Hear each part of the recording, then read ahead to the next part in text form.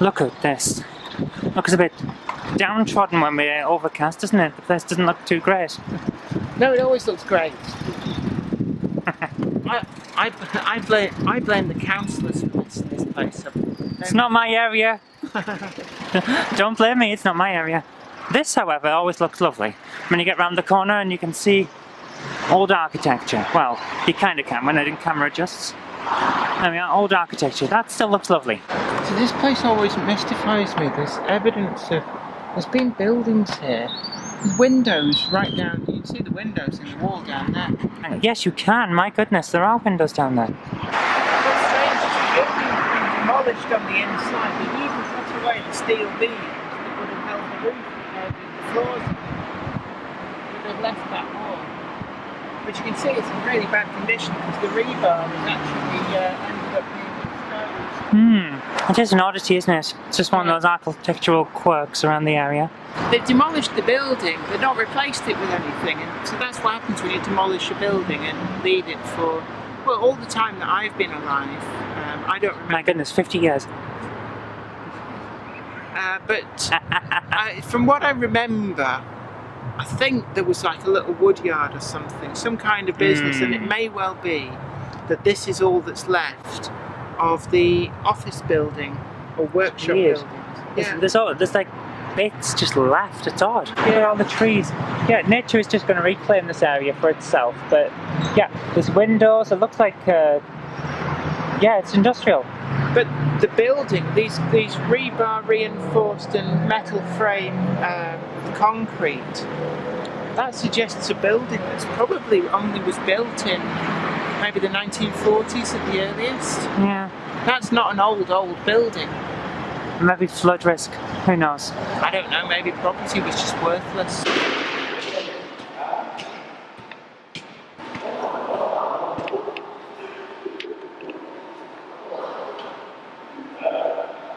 I just love this when we come in, the dinosaur. I read the other day actually that hydrogen fluoride, nasty stuff, even dissolves glass. But when they discover fossils in rock, they actually sometimes use it to dissolve the rock away from fossils. Wow. That's the stuff, if you get a small amount on you, you're screwed. Yeah. It's horrible, horrible stuff. And apparently, the chemist who discovered how to produce it in any great quantities died aged 43. And apparently this was as a result of his very, very bad habit of testing any new substances that he discovered by tasting them. Oh my goodness. Yeah. So remember, kids, when your chemistry teacher tells you not to put any of them chemicals in your mouth, there's a reason.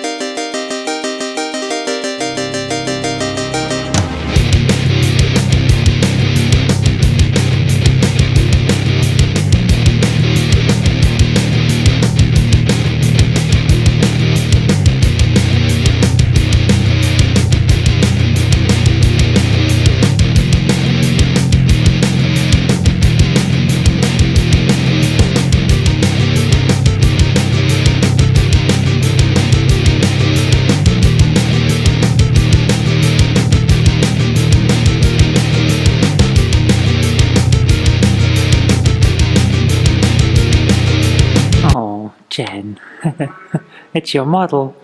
That's naughty, they've painted out the cave. So this is the canal, isn't it? This is the amusingly titled Knob End Locks.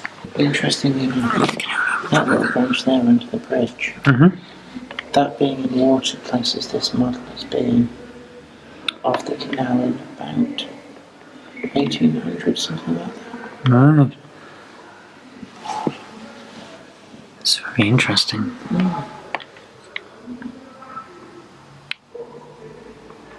Nice.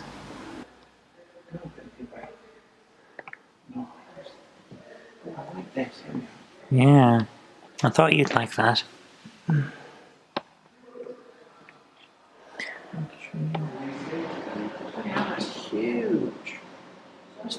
cooped up. He's a big one, isn't he? They just sort of hang around. It's a mother of snails catfish. What are the other ones? I'm not sure. I'd assume it's these Milius things, red hook Milius. What do you think of that, Jen? Do you want some of them in your house? Not really, no. I'll eat fish, no. Don't talk about eating fish in front of the fish. They can't hear us. They can. Water is an excellent distributor of sound. Yeah, we won't understand what I'm saying. These are the ones I always like when we come in. They're weird. I love them. Hello there. I think it likes the view, like, likes having things to look at. Yeah. Water level seems to be dropping in this one, so they're putting marks down. I wonder whether they do it every now and again to clean it. It's weird the way they just sort of float along. Oh my goodness, that one at the back's shy. It's trying to eat you, Jen. What does it normally eat? Stuff off the bottom, they're bottom feeders, that's why they float along the sand. Hello Let's come there. out for a look now. Oh my goodness, it's huge. Stingray. Carnivores. Hello, enormous fish. Hello there.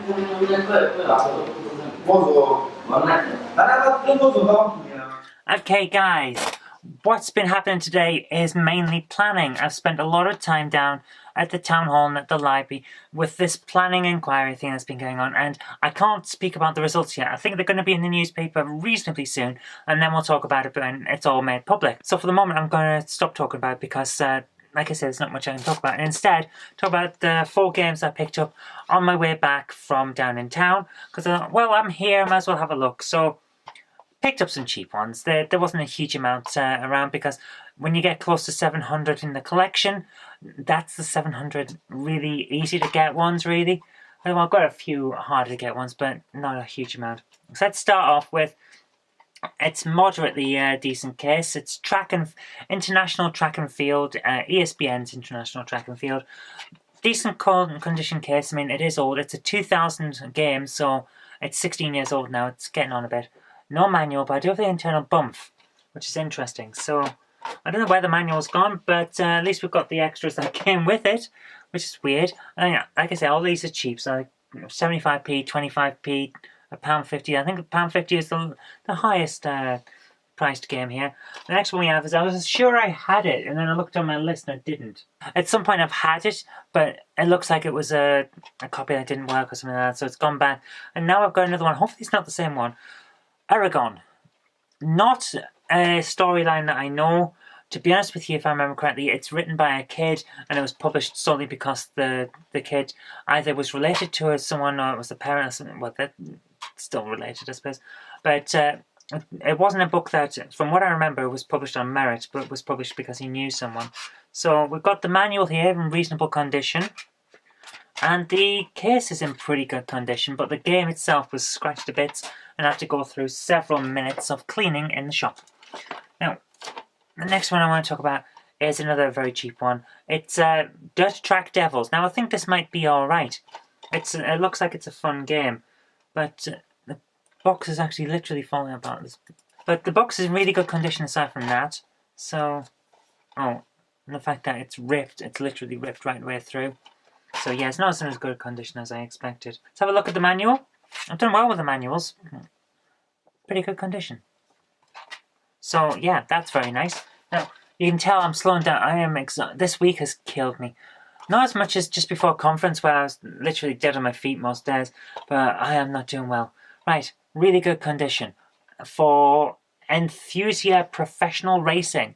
So I think it's Konami's version of Gran Turismo. Looks pretty good condition for the case. I'm really happy with that. The manual is rather thick and in really good condition, so I'm really happy with this. And yeah, all looks pretty good. Now, what I'm going to do now is, because I've got a little bit of time finally, I'm going to edit up all of the other vlogs from the conference, and if I get that finished, I may take a look at old wedding videos. I've got 2 discs of videos that were filmed by my sister-in-law for our wedding, and I've never shown that, so hopefully I'll get time to have a look at that. But if I don't look at it today, I'll get to look at it tomorrow when I've got a bit more time too. So let's get on with it and see how I get on editing up all the conference vlogs so that it's all ready to just upload. Oh no, no. Spy Midas! I thought it was going to be good. Oh, I'm quite disappointed. I'll see how it goes, but I think I'm going to be disappointed, you know? It's going to be like that kart racing game they did, isn't it? How did they manage to do this? They managed to suck all of the fun out of 4x4 racing. How? How do you do... It's like magic. They're like some sort of fun vampire. They suck all the life out. Oh my goodness, look at my enormous face there. Got a really long face like a horse. Hi Jen, how are you doing? Alright, I'm just on Conch-box. On what? Conch-box. See? Look, there's a huge conch. You go, box. That's not how you use my Mac. Anyway, what did you think of that vlog about the Tory Party conference? It's alright. Excellent. I'm glad. I say that about so many things. You're usually pleased. Well, yeah, of course. That's why my life is so fulfilling. Because I'm easily pleased. Fair enough. So it was alright then, was it? Yeah, it's alright. Alright, I'll get on with today's vlog then, if you've approved.